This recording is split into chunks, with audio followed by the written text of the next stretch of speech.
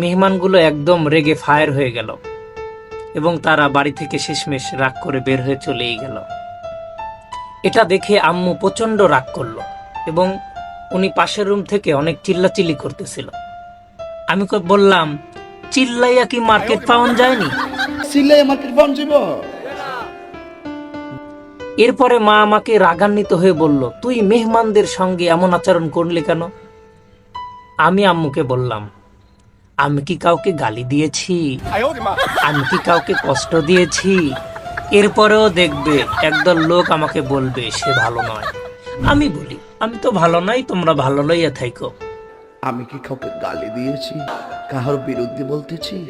এরপরে দেখবেন সকালে একদল লোকে বলবে তাহেরি বালানা।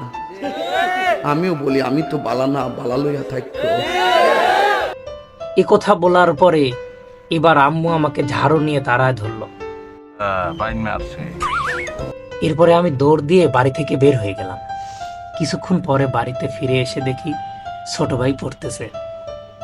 তখন আমি ছোট ভাইকে জিজ্ঞেস করলাম, আমি তাকে দেখে বললাম, পরিবেশটা অনেক সুন্দর না? কোনো হইচই আছে? প্লিজ ভাই, পরিবেশটা সুন্দর না? কোনো হইচই আছে? তখন ছোট ভাই আমাকে জিজ্ঞেস করলো, তোমার উপর আম্মু এত রেগেছিল কেন? তখন আমি বললাম, আমি এক এক সময় এক এক কথা মার্কেটে ছাড়ি, আমার মুখ দিয়ে যা বের হয় ওটাই মার্কেট পায়। এক এক সময় এক একটা কথা মার্কেটে সারি, তাহেরি মুখ দিয়ে যেটা বাইরে ওইটি মার্কেট পা। এরপরে ছোট ভাইকে বললাম, কথা কি ক্লিয়ার না ভেজাল আছে? কথা কি ক্লিয়ার না ভেজাল আছে? গল্পটি ভালো লাগলে অবশ্যই পেজটি ফলো করে রাখবেন, ইউটিউব থেকে দেখলে সাবস্ক্রাইব করে রাখবেন, কারণ এই ধরনের ভিডিও গল্প আসতেই থাকবে।